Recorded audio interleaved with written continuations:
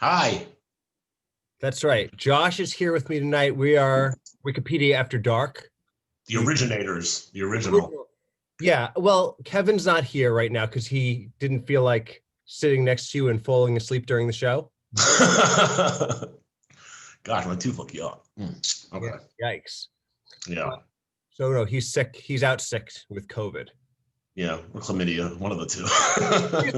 Is his widow penis dripping with quag? Is there juice quagging the tip of his penis?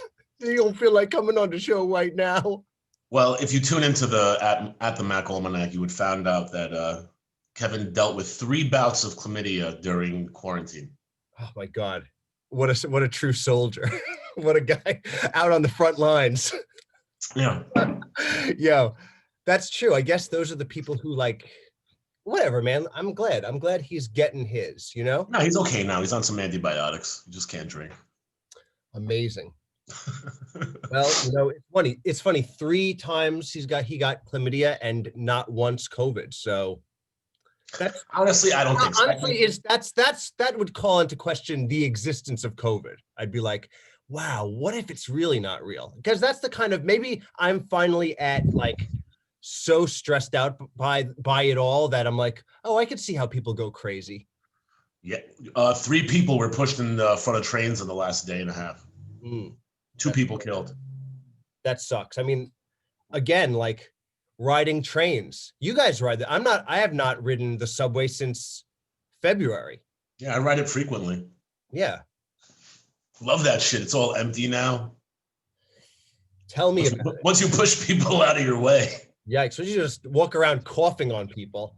I walk around the subways actively throwing up on people. Just drinking. Because and then just vomiting on the next person. And that's what the subway was built for. Power moves. You're using it for the correct usage. Yeah.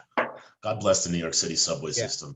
Just drinking an IKEA glass of water and then just smashing a person right in the face with the glass. That's not nice to do. Yeah. I was watching the first part of a 9-part documentary on YouTube today, but I only watched the first part. But it was about New York in the late 70s. Oh, is it the one about crime on Netflix? No, you were watching it on YouTube because there's on YouTube. There's one on Netflix about the mob, and how the RICO laws came into effect, right. And how they got all that shit together. Yeah. It's not bad, but it's a little too stylized. What do you think when you watch a documentary and it's like, all right, filmmaker, take the back seat and just tell me what I need to know? You know what I mean? Well, you know my story and you know what my father used to do. I grew up around those type of people. Yeah. I'm not for glamorization of criminality. You're not? Don't you like things that do, like The Sopranos? No. Oh no. Well, listen, I like to be entertained. You don't like any mob movie? You don't like Goodfellas? I'll tell you what I like about gangsterdom and what I dislike. I like honor when there is honor, when there's some sort of code of ethic, you know. But I don't like taking advantage of people, and I don't like bullying. Yeah, no, that's true. But you know, the thing about it is that whenever I have seen Goodfellas, which is I feel like it's a good movie, and it's sort of in a way, I guess it glamorizes it, because the thing about it is it puts you into that world. It's like, okay, here are the rules of this world, and this is how people are behaving. It's like, whether you like bullying or not, this is the rules of this world.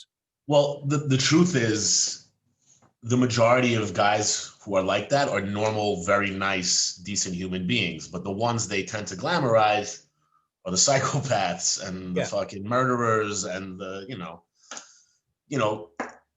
I'm not against, doing less than 100% legitimate business. Mm-hmm.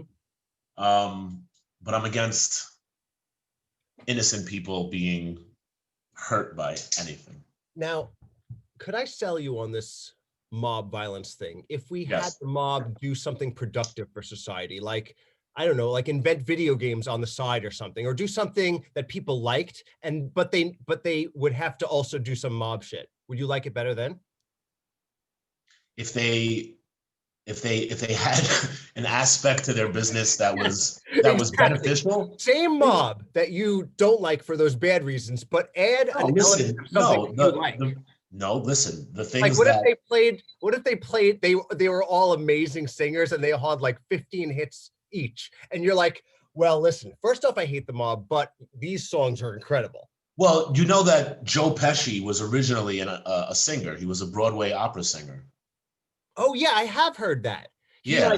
He did like all of the classics. Yeah, and they were like he couldn't really get more work as a singer, and they were like he'd make a really good actor. Was he one of the three? Was he the fourth tenor? He was the fourth tenor. What was it? Pavarotti. It was Pavarotti, Michelangelo, Angelo's Pizza, and Pesci. Those are the four tenors. And Ray's Original was the fifth one. And then Ray's Original, the one on 11th Street. Right. But then when he lost his eyesight, they renamed him Bocelli.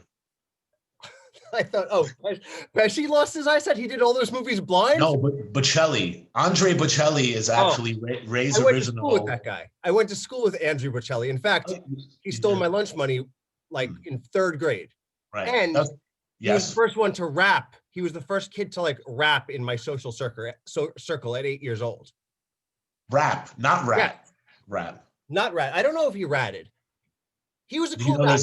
There's a movie now on Hulu about Tekashi 6ix9ine. You called it. Remember I told you? I was like, they're going to be the biggest. Just to call it. His album did flop though. Dude, I mean, like, obviously. It didn't flop. It just didn't do as amazingly well as they thought it may have. No, I mean, like, I know you said that, but like, it's one of those things. Like, I feel like sometimes like I'm a little bit of a culture snob, but like, I was like, oh, I'm glad I don't have anything to do with Tekashi 6ix9ine. I think he's a victim of growing up. I don't like candy. What does that have to do with Tekashi 6ix9ine? He's like a human Skittle bag. He is like a human piece of candy. Yeah. And I brush my teeth all the time. I'm very serious about that. So. Right. And you have gotten no face tattoos anymore, right? You got those removed. All of my face tattoos removed. You don't cover them with makeup anymore. It's actually, you zap them away. I zapped them. I'm facial tattoo free. I like them. I mean, I hated when I caught, you can catch facial tattoos the same way you can catch any sexual. Yeah. Tattoo. Well, yeah, it's a virus. Yeah. And once once you get a little bit on the forehead, it goes all down here. Yep. Yeah. That was the original COVID. That's before it metamorphosized. You're right. Exactly. It was Tekashi 6ix9ine who he squealed on what was it? It was a pandemic to create little face tattoos that spread down your neck and then become COVID. Yeah. And that was the same programmers from the Dominion software, which programmed the voting machines for the Trump election. And yes, in favor of Biden. And how long are we into the show? I don't know, several weeks or days. No, I just wanted to mark it. I knew that was coming, but no. But speaking of people doing things that do benefit society, I was looking at the cover of Wikipedia the other day. Today, it's still today. I was going to say today, but you know who I saw on there? I saw the guy Shigeru Miyamoto. You know who he is? Shigeru Miyamoto? Sounds familiar. Yeah. I think he's a Japanese guy, right? Yeah, you guys. That's right. Exactly. That's right. Yeah, he was on there. And who else did I see? I saw. No, you know what he did? He was the guy who I think created Super Mario World from 1990. I do know who he is. You do? I do. I actually, I sometimes geek out on like YouTube videos of like home video game systems and like nostalgic 80s video game systems, and then people who mod chips and stuff. Yeah. So a lot of it is like Nintendo based. I don't And you've understand any seen of his it. I name? just like to watch. You've seen so what did he do? Did he create the idea for Super Mario World? He drew the concept of it, and I think then they Oh, transferred that to the actual game. you But know it, what's yeah, you know what's so weird is that in telling you about that, like I saw his picture on Wikipedia, I was judging him so hard for making up Mario World because I was like, part of me was like, oh, Mario World, it's like I just imagined a boardroom where like he's like sitting in everybody's silent. It's right, like Japanese, like austere, like right. respect, right? And he's at the boardroom, he's like pissed off. He's like, he looks at the paper and he's like, this is not what Yoshi is supposed to look like. You know what I mean? Just like totally. He's like, no, There will be a dragon, yeah, and there will be a plumber. yeah, exactly. And then like his subordinates are literally about to commit seppuku. They're like, I'm so sorry. Like, and it's just they kill themselves because they drew. I, I'm very fond of the Japanese people and culture. I find them so fun and entertaining and interesting and delightful. You don't think that there's a little bit of that in the like the tech industry there, though? A Yeah, little it's bit of like whimsical.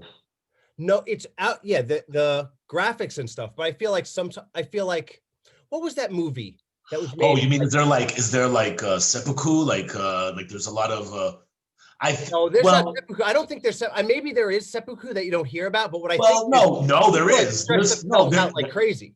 there absolutely is seppuku because there's instances in recent history where there was companies where there was Japanese CEOs who had stolen or fucked the company up and just destroyed the whole thing and everybody lost their money Yeah, and they end up killing themselves. They don't use a fucking a samurai sword, but yeah, they shoot do it themselves in the head. smarter. They jump off. Benson. They go into the forest. You know the forest, the Oh, dude, infamous. I'm so glad that you brought that up because like I was thinking about that topic, and also there's a lot of people. So like, if you, I read this book called "I Called Him Necktie." It's actually a book written by someone who lived in Japan, and it's about a Okay. guy who loses his job, and he loses like his salaryman job in Japan, and he basically is like, I can't go home to face my wife, Mm. and he's like, so basically he leaves home every day and goes sits in a park for from 9 to 6 and then goes home and pretends he didn't get fired. He's doing it for 5 months.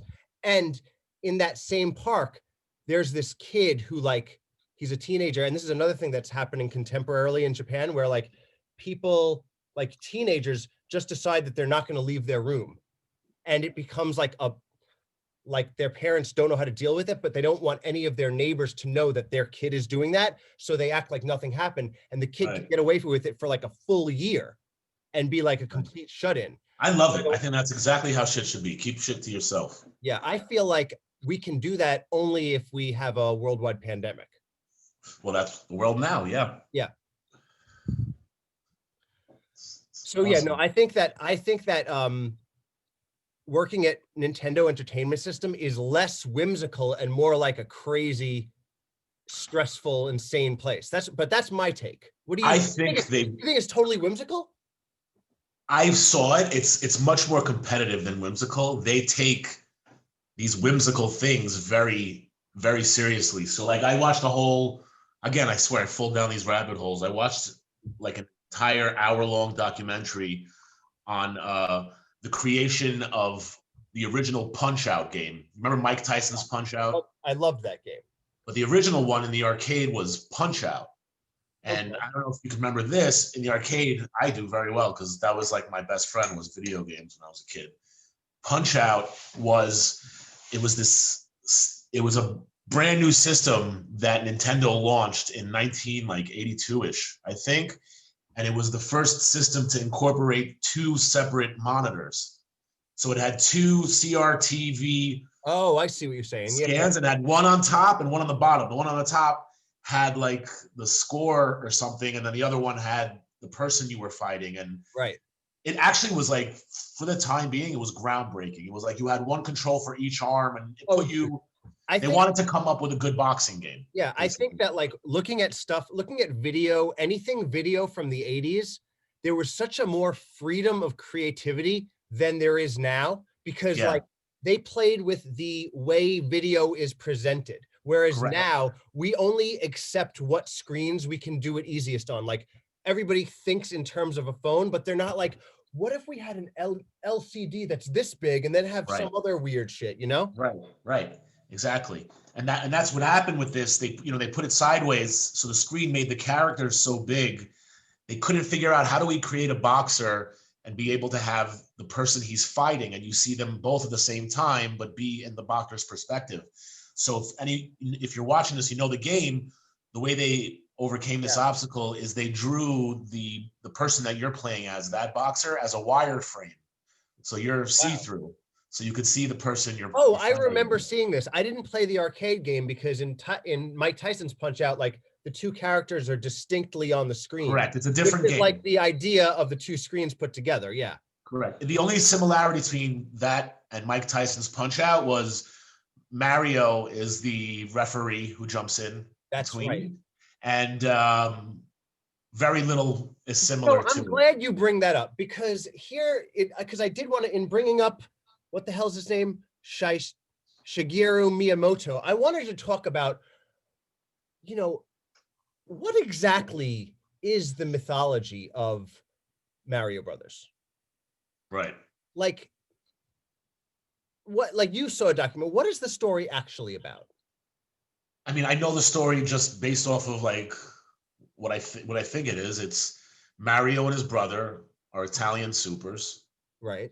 And they're dating some like woman from like the Upper West Side. Some like wealthy. Are both of them dating the princess, or are they? I think Mario was officially dating her, but Luigi's also supposedly. Yeah, and she's fucking both of them, right? Fucking both of them. That's only right, because Mario goes to search for her the whole time, because he always catches her with the dragon dude, the turtle dragon, oh shit, yes. Bowser. I forgot what that guy's name is. Yeah, Bowser. She catches him with Bowser all the time. But it's a lot of time between the beginning of the Mario stage to where he gets to Bowser every time, and it's always Bowser. And also Bowser has like fucking Luigi armada. Say again? But Bowser has like a fucking armada. He has this like. He's got an armada. He has a lot of properties everywhere, and like, wait a second, because like, okay, so the princess is with these turtle gangsters. What are they? Is it a race of people that are turtle people? Those are like, that's their land. Like Mario's it's almost like right. And this it's like the pilgrims got here and like they're the natives. Those are the natives there, and Mario's fucking killing them. Is that Mario Brothers is actually a racist caricature? It's actually Christopher Columbus. That is fucking horrible. That is the Japanese racist version of the story of America, is Mario Brothers. Right. Those pieces of shit. Italian guy goes to somebody else's world. He goes to all their worlds. Looking for his wife. Right, exactly. And how come we've never seen the story from the princess's perspective, where the princess is just trying to like start a new life, go into the turtle world, find a husband, because now I'm thinking, does Mario even know which turtle guy that she's been sleeping with or with? No, he's racist. He's like, they all look the same. They all look the same, exactly. Yeah, every boss level looks the same. Jesus Christ, they should make a from the true perspective, like the Howard Zinn version of Mario Brothers. Well, that's a little controversial. I don't know if the world is ready for that. Yeah, that's true.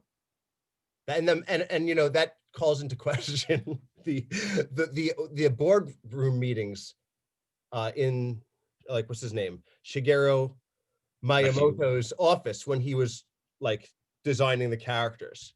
Right. Like when he was designing the turtle ones, he's like, I mean, who was he making fun of? I guess he hates turtles. Honestly, I'm pretty sure like that was him fantasizing about China. Because they're almost like dragon-like. The turtle's a dragon, kind of. Oh wow! Oh, you know. And you know how, Japan has that Yeah, long-standing beef with China, long-standing beef. so it's almost like he was hoping, the same Italian plumber America, Christopher Yeah. Columbus, who had just bombed them into oblivion and dominated them. He was hoping they could now send Wow. him into China. Oh, wait a second. So are you saying that like Mario Brothers, the original game, is about the conquest of America, but then the like Mario World and Super Mario Brothers 3 are about other global conquest? Yeah, like so Mario 2, I think that looks like it's in Middle East, It's doesn't it? about, isn't it about planting heroin? Like Yeah, it Mario, looks like opium farms. right? It's like, yeah, He's picking up things out of the ground yeah, and being like, radishes, like "We're giant gonna find radishes. your fucking heroin. We know you have weapons of mass destruction here."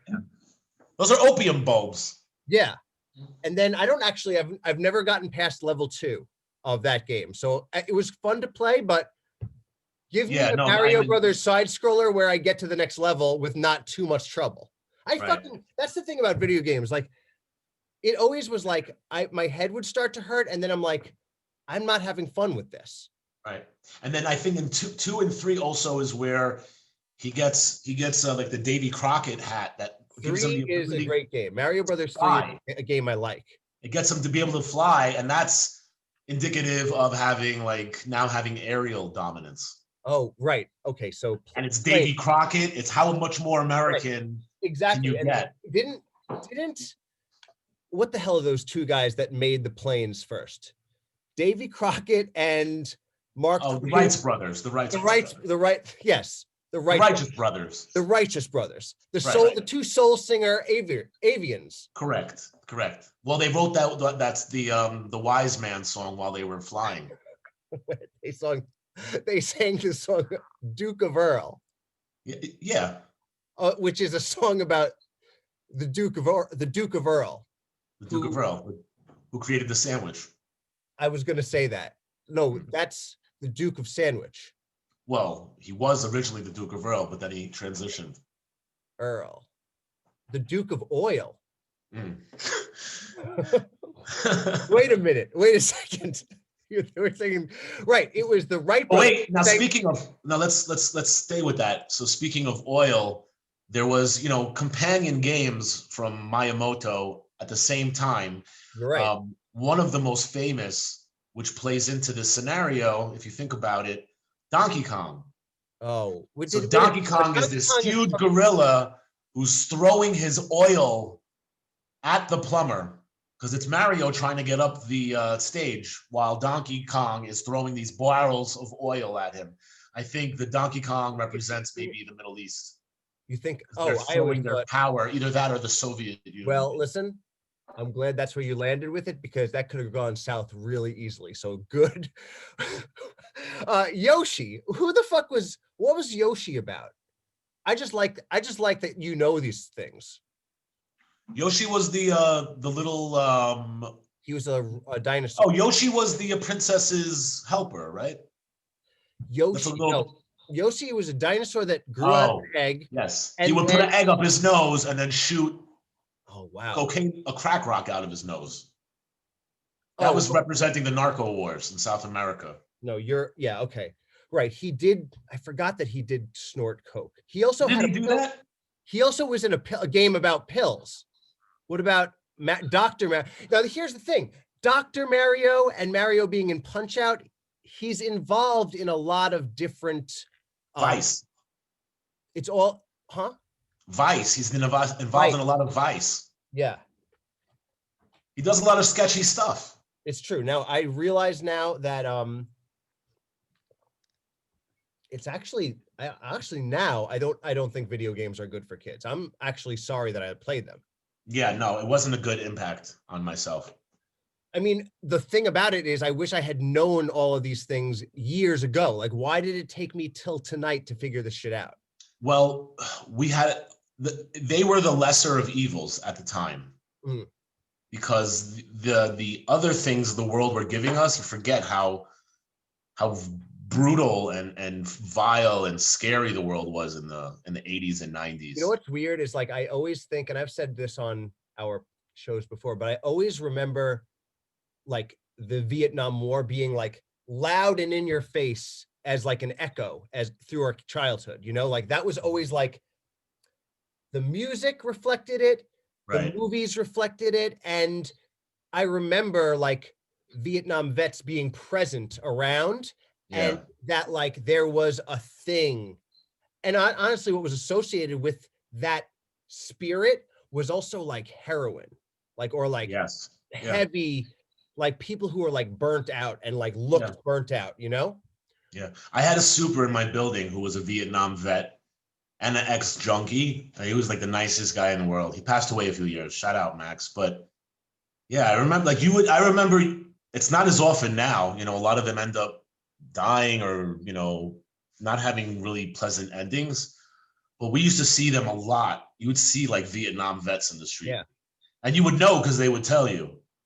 Well, you know what's funny is like when I remember hearing that stuff, it was like already embedded that I didn't have to, like, you know how when you're a kid and you're like, let's say 4 or 5, but by 4 or 5, you already know that you like certain things. Like, for instance, like a kid likes cookies. It's like already embedded words that you know.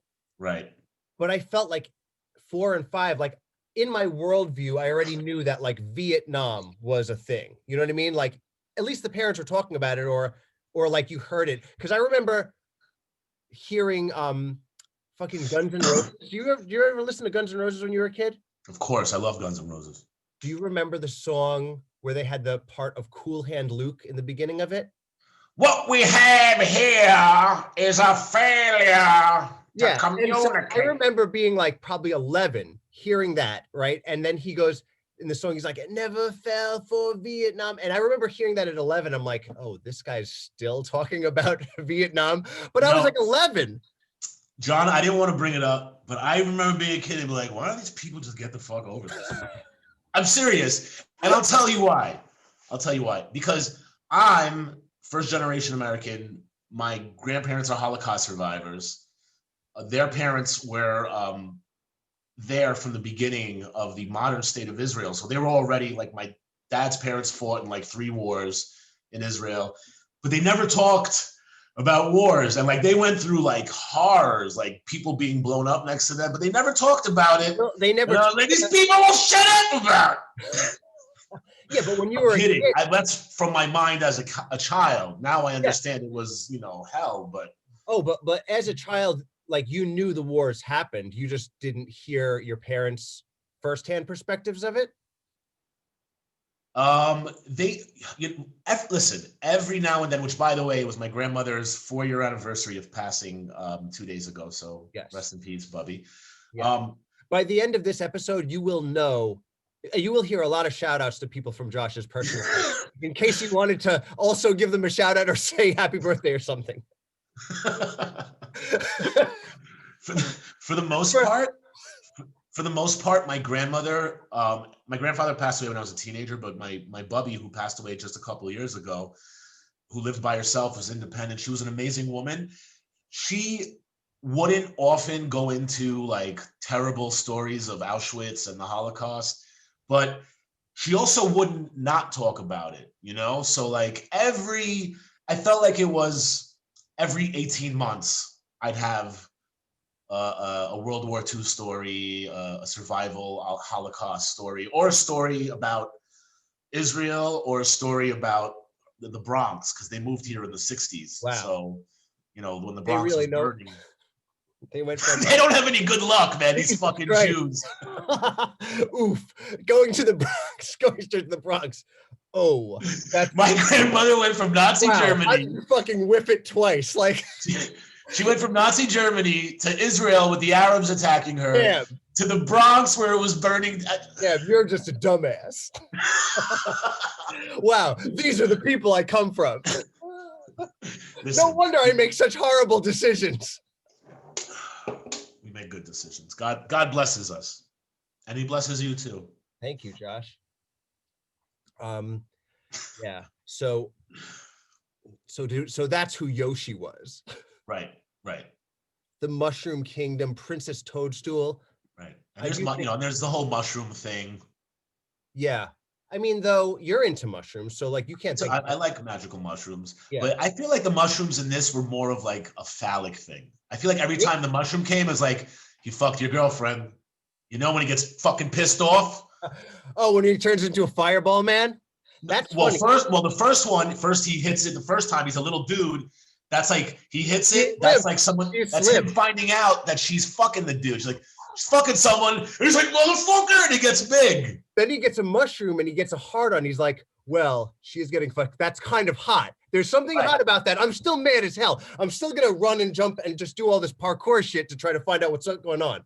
Well, he still likes her. He's risking his lives. I don't know how many lives he gets, but he's risking all his lives because he's a cat too. What the hell is that about? You know, my favorite thing in Mario, they used to have like little secret areas that only like the nerdiest kids would know. And like I'd be playing a board. Only the naughtiest kids. Not the nerdiest, the nerdiest. Oh. So like I would play a level of Mario like the retarded version that I am, or like barely making it across. And then I'd go to like a nerd kid's house. Yeah. And all of a sudden they'd be like, watch this. And they'd jump over something and then they'd be outside of the board on top of the clouds somewhere where you couldn't see them. I've seen all this shit before. And I was just thinking like, I am so glad I don't live in a world anymore where I get like shown up by somebody playing video games in front of me. Like, because your friend who did that to you, he was just like dunking on you. Oh yeah. He was just doing it to be like, you're a bitch. Look at how good I can play Mario Brothers.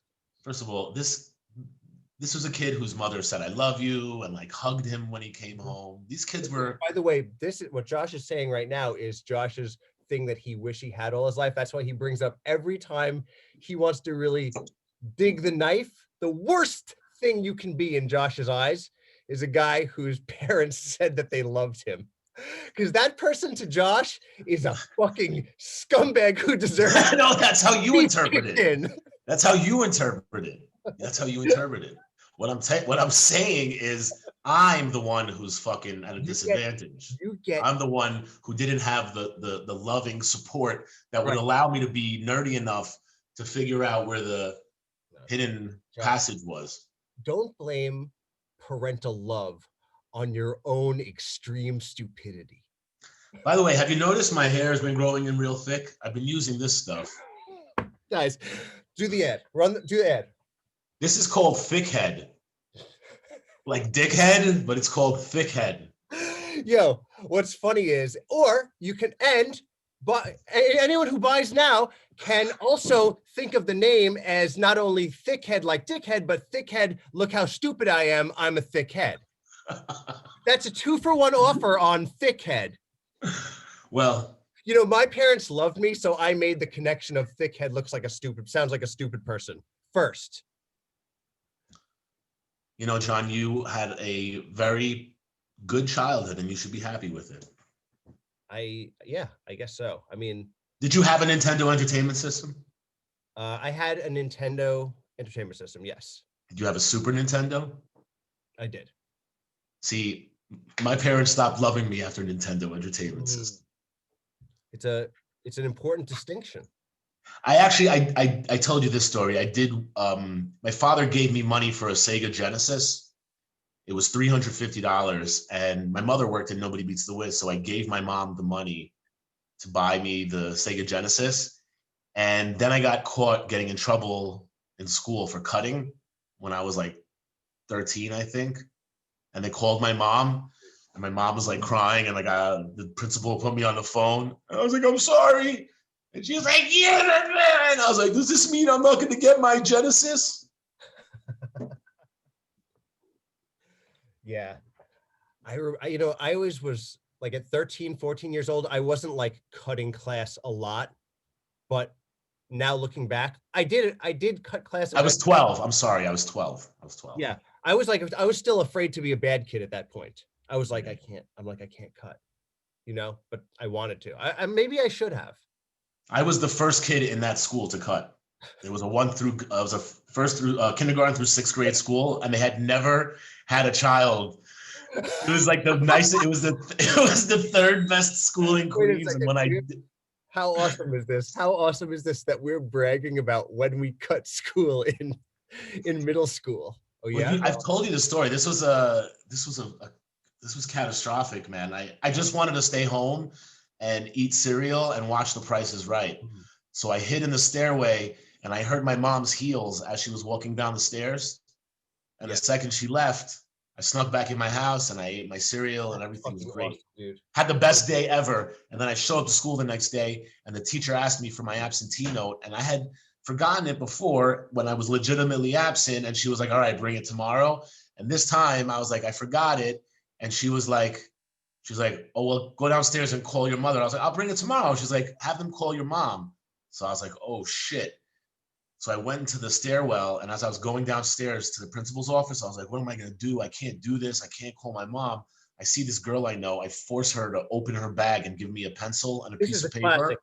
Is this the classic story? Yes. Yes. And then I forge my own absentee note. And then the teacher, I go back to the room and I go, oh no, I have it. And she's like, no, you don't. I saw what you did in this. I was standing at the top of the stairwell.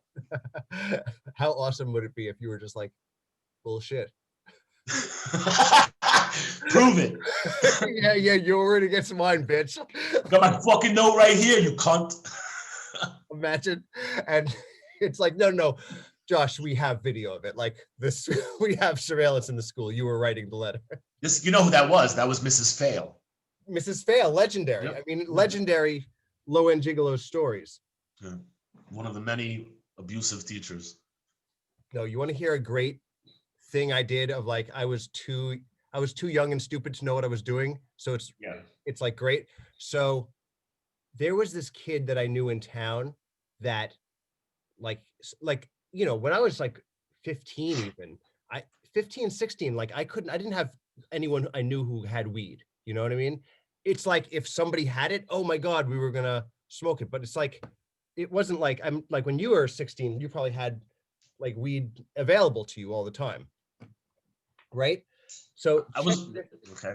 So check this shit out, because like I didn't know anything about it. So this kid I knew from town, he had it, and I went to hang out with him one time, and the whole time he was like being a piece of shit to me, like in front of his other friends. Like I came in and it was literally like doing an open mic for people who all were friends and were just like not gonna like you at all. That's fucking, I've been in that situation. And it's funny. So like I come in and it's just like I am like walking into like traps of like being, I don't know, not dissed outright, but like just like being very almost like say like I say something to you and then be like right to the person next to you, be like you know what I mean? So you were doing this because your end goal was that you wanted to smoke pot? I wanted to get weed. Check this out. So he's like, I'll give you some weed, right? So he gave me a bag of the leaves, the actual just leaves of weed leaves. And I didn't know any better. I was like, so he had homegrown weed that he cut the trimmings off of, and he gave you a bag of trimmings. yes, a bag of trimmings. And I left out of there like, thank you. I think I was like giving him a hug. I was like, awesome. Because I think like I think I might not have even smoked pot yet. I think like it was just a thing that I heard people do. Because I think the first time I smoked pot when I was 15, but before that, it was just not in my like around me. So you've met Connor, right? Maybe. He came to one of our Gigolo. Yes, I remember Connor. So we were like, I guess 14 or like, I'm sure like after this thing happened, like I was so ashamed that I was like, I'm going to find real weed and I'm going to smoke it. Do you smoke the trimmings? I'm getting to it. Yes. Okay. So Connor's family did Renaissance fair shit. Like his mother and father and brother would get decked out in authentic looking medieval type shit and either go to like a park to do the Renaissance Fair, or, and this is the one in the story, it was freezing cold. It might have been January or February, freezing, and they were having a Renaissance Fair in a school in Brooklyn. Okay. So like, it was all these people, all these adults dressed up like Renaissance shit, but not even in an outdoor setting, like in a modern setting. It's like in a gymnasium. So I went with Connor, and I had the weed clippings, the trimmings, and me, him, and then this other girl who was Hello, also, fair maiden. Would thy like to smoke thy subpar marijuana? no, so not only that, but like the three of us were kids who were like, I don't want to be here. Fuck this stupid shit. And then I was like, I have weed. And it's like, obviously, like just like marijuana leaves. So the girl, she didn't know any better either. So she was like, awesome. But how are we going to smoke it? So, dude, it gets better. So we are walking around the medieval fair, the cafeteria with all these medieval people drinking, eating, like drinking out of steins and eating like bones of chicken, like on paper plates. Have thine seen a basketball? Yeah, right, exactly. It's echoing in the room. So the girl goes up to the craft table with all the buffet and gets a couple bananas. Oh my God.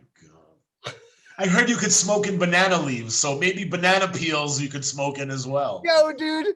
So the three of us go to the guys' bathroom, and we keep having to wait till it's free because there's always like a medieval guy coming in and out of there. And we go in, and we're like, we all get in a stall and we're wrapping the leaves. We're trying to fold the leaves into You're like monkeys. They're just they're unraveling all over the place. We're trying to wrap a wet banana peel. Like all of us have just eaten banana, so we're like this. We're like putting bananas in there, and we roll it up, and we roll it up into some type of banana joint, and then we start lighting the leaves, and the leaves get smoky as shit. Get light, right? They're flying everywhere, right? Yes, and then the like the sub alarm went off, not the sprinklers, but the sub alarm. So we fucking all book. We all book, get out of there, run to the thing. And now this is the weird part. And now the parents' adult Renaissance fair, the innocence of it has been broken by these 15-year-olds who are not even smoking real weed. And we had to there was a thing, because I think that we all had to go home, and it was a little tense or some shit. And I was just like, thinking back, I'm like, you're telling me none of these adults are at a Renaissance fair in a school at least a little high? You mean they're doing this shit sober? Like, they're not even drunk where they would laugh it off? Listen, it was a lot more of a taboo back then than it is now. You know, it was a different world. Yeah, that's true. People could be ostracized at their job if they were known as potheads. Wow, that's not the same place. But I want to know this, John, because you would know this. Were people not getting high on substances other than ale during Renaissance time? I think there was a lot of stuff going on in Renaissance times, because before writing, coming out of the Middle Ages, there's two ways of thinking about it. Because in royalty, they wrote down everything. I was actually at, where the fuck was I? So is that why it's called the Dark Ages? They stopped writing everything? Yeah, it was like people were extremely stupid, but there were people writing during the Dark Ages. But what I'm saying is they're called Jews. Millions of people in the Dark Ages who were making plant and mushroom concoctions and just eating it and getting high off of whatever. Plus people who are cultivating things. And there's so much in nature, there's so many chemical combinations that exist naturally. Even the blend between tea and whatever tea and what do you call it, exponentially turn into when you start adding more things to it. Right. there's like a lot of magic that we lost in society because like we have a society, especially in America, where like getting high through drinking is the ultimate. It's actually, that's a very Nordic, the conquering cultures of America are very drink heavy. You know what I mean? Yeah. I think, well, alcohol is the poison of the world. That's the most popular poison. Or, yeah, I mean, or like society couldn't have happened without it. Well, it definitely works for procreation, for sure. Well, also, like for a long time, clean water was impossible. So the only Right. thing that you could drink was some diluted version of alcohol. Right. Like the founding fathers all drank beer. They were All day long. All day Yeah. long. Yeah. Yeah. So Middle Ages stuff, like if you even had, I mean, I'm sure, but yeah, that's like a big thing. Drugs. Drugs are a big thing Well, I'm sure in Mario Brothers and life. Yes. Well, but in the Mario Brothers, I mean, at least in my perception, the mushroom is representation of every time his girlfriend's getting fucked behind his back, and it's enraging him to the point of making him bigger, and then to the point where he brings a gun with him now. Oh yeah, but when he gets so mad, he turns into a fireball. Right. Well, the gun, it's a gun. He's shooting. He's bucking shots. Oh, you think that's what it was? It's not fiery ejaculations? It could also be fiery ejaculation. It could be she burned him. Oh, he got chlamydia. Yeah. He's where Kevin is right now. I think if he takes the flower, then he should be out an episode. Japanese people love to drink, so I'm sure, these ideas were birthed in alcohol for sure. You know that about Japanese people drink like fish. Yeah, ike kampai. Kampai. Yeah. Yes, kampai. I used to actually do an improv show at a sushi bar. It was called Batsu. Really? That's fun. It's called Batsu. It was like a Japanese torture game. And like basically it was like Whose Line Is It Anyway meets a Japanese torture game. So it's like you would go up and you would do the bit for the audience, and then the judges would be like, and then you get like smacked or hit with a paintball. That's awesome. Brutal. It was brutal. I didn't like doing it because like what I did like about it was you had to like be very clear and very like fast, and it was fun. But I like they were they Japanese judges? No. It's no, it was part. There was two Japanese judges. The owner of the place, it was Batsu on 8th Street. St. Mark's. Get to the point, Kaplan. Yes, exactly, dude. Exactly. He was like the guy in Mario Brothers. Did you do that with anybody that I know? Do you know Joe Tex? No. Joe Tex, Jay Painter. No, I'm thinking about like our mutual friends. I'm thinking like Wicked. These people are in the New York scene. I'm trying to think of like anybody you know who might have done it. I'm sure there's people because you were in the improv scene around that time, so you must know people. Yeah, but you know me, John. I don't really give a shit about anybody else. I don't know, man. I think that you do give a shit about people. You're like, at least you're presenting kind. You're presenting as a. I care about people, human beings, but like when it comes to like doing stuff and like comedy and improv, I'm not really that into. Are you though? I'm into you. I'm into Kevin. I'm into people like I'm cool with. Yeah. Yeah. I don't know. I feel like part of being like in the scene or like trying to do your comedy or do your work or do whatever is being friends with your peers in some way.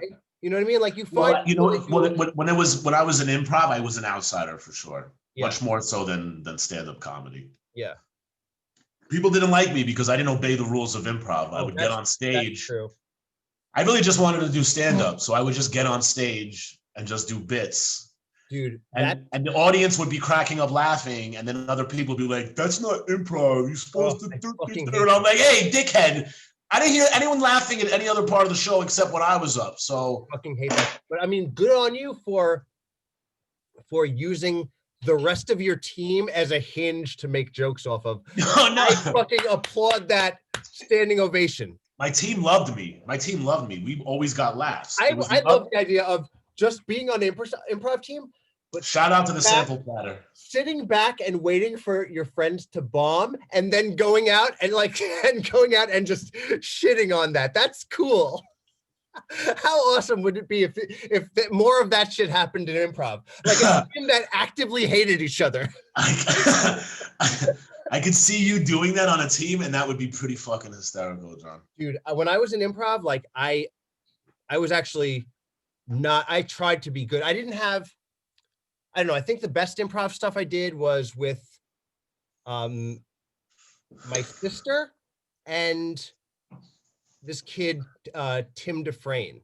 Right. Me and him had a duo, and we had like, it was awesome. We were able to like do like 3 stories and like talk about things that we were talking about and make it very experimental. And that was like, I was very proud of that stuff. But you know, the problem about improv is you're lost in the sauce with like all these people. It's like, you don't really get to make your own thing. And that's exactly.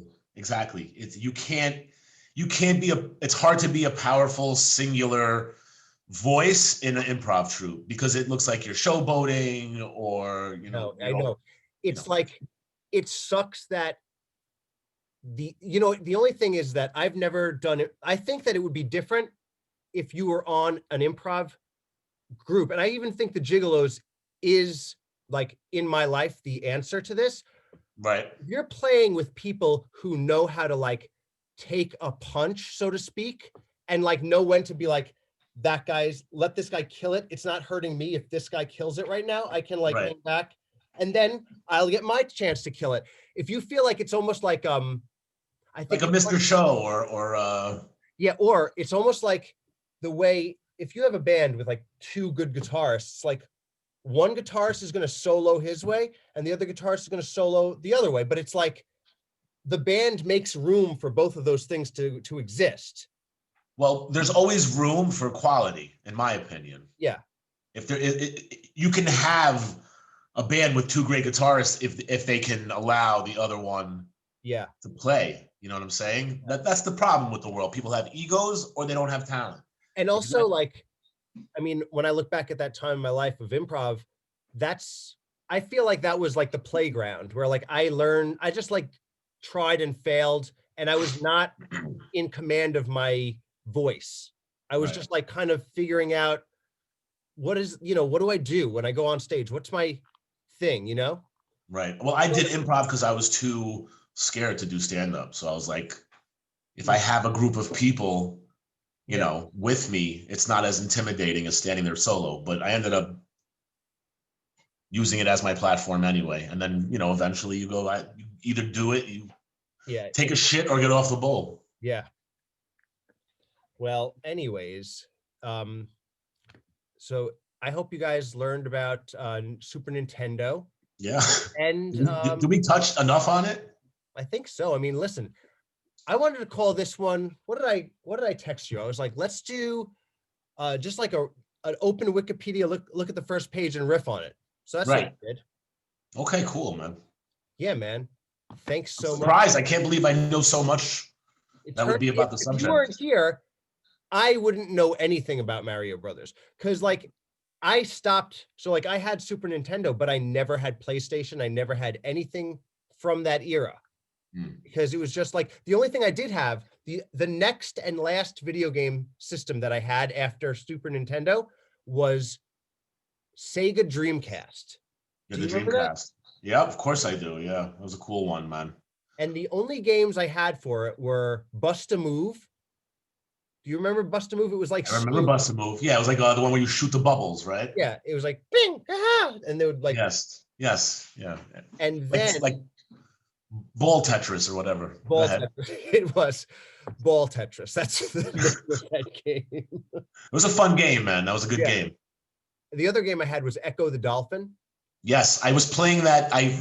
Someone bought my son last holiday they sell these retro machines now, so they have a little mini Genesis. Yeah, it has Echo the Dolphin, and I showed him every single game on it because he wanted to see every game.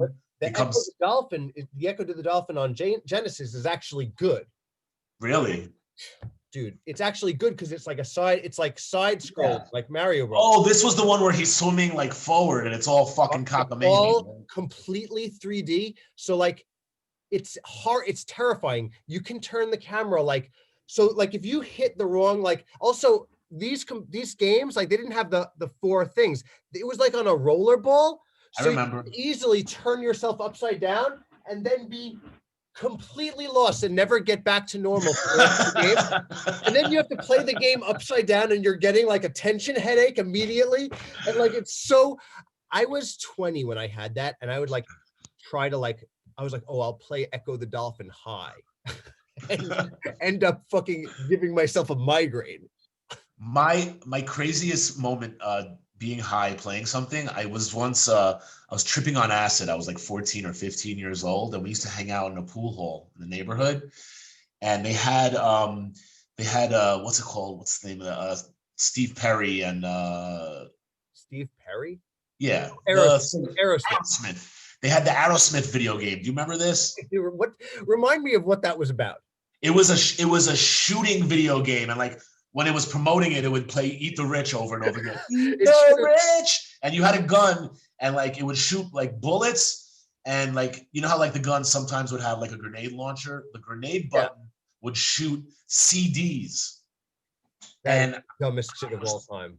I was tripping one night on acid, and I was peeking my ass off, and I think I put like $20 in that game, and I beat the whole game, but like all types of different levels opened up. That weren't in the game, right? That weren't in the game because I never found them again, but I was like, yo. That's awesome.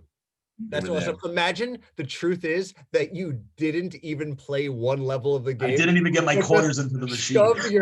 You were shoving your dollars in between the 2 machines and just looking at the opening screen for 20 hours. I probably would have been just as entertained. I am so like the idea that Aerosmith made a game, like made a game about shooting stuff. Not only that, you put a quarter every time you put a quarter in. Steve, what's his name? Who's the singer? Steve Perry. Steve Perry and Johnny Aerosmith. No. The guy who's the main singer, whatever the fuck. Yeah. But he has a very hot daughter. Yes, Liv Tyler, Steven Tyler. Liv Tyler. Yeah. See, that's how you figure shit out. Every time you put a quarter in, Stevie Tyler would go, yow! Every time you put a quarter in. No. Dude, you know what? I'm so pissed off. I think that was a real creative misstep for Aerosmith. I think they should, instead of making a shooting game, they should have made a fucking groupies game. Bro, I think they're awesome. I've seen some crazy, like, you know, they this crazy QAnon shit. You know, they were accusing. Aerosmith is involved in QAnon. If you want to see some bugged out shit, you look up. Dude, I'm sorry, Josh. I'm gonna have an intervention with you right fucking now. I'm not into this. No, these are things that I see. You are the most only person in my life who I get to mainline Leonardo bullshit right into my ears whenever I talk to you. I don't know how the fuck it's like. What do you have like like to say some fucking stupid shit from that world? Like, oh, you're taking it out on me. You're taking out your opinions. You have a strong opinion about her, but that's not. No, I don't have an opinion about her. I have an opinion about the fact that she's actually into this retarded conspiracy shit. Like, you know, she went to the Million MAGA March. Oh, Jesus Christ, dude, that's mental. That's fucking mental. Well, listen, she's passionate about her beliefs. You know. No, well. Okay, here's a theory I have. I'm just not passionate about it. I believe in certain things too, but I'm not passionate about any. Here's my theory. Fucking politics. Here's my theory. I think that the pandemic is breaking people. Okay? The 3 people I know, listen, hear me out. 3 people I know who have gone from somewhat relatable people who have their problems, everyone has their problems, to every day, 5 times a day, posting about conspiracy shit every single day. 3 people I know. Okay. During this pandemic have gone into that. Now, okay. the variable is going into a state of feeding into the most paranoid shit that changes on the whim of society, and like being in a pressure cooker situation. And those people in like turmoil in their lives, all three of them are going through really fucked up shit. Like one girl had 2 miscarriages, like during the pandemic, like all this. I feel like that stuff indicates something going on inside of you that is very off balance. A lot of people are off balance, John. The world is in a very tumultuous state of flux. I'm saying, Josh, I'm concerned about you. Me? I don't post shit like that. Yeah. Every podcast, I can go back every single podcast, and you nonstop are bringing up insane conspiracy stuff all the time. Listen, like if you're not talking about Jewish stuff, you're trying to shoehorn in some conspiracy shit, and I don't know what I'm going to do. You know what? If you really can't honestly say to yourself that Mario is Christopher Columbus, I can't show you the picture. Thank you guys. We are Wiki After Dark.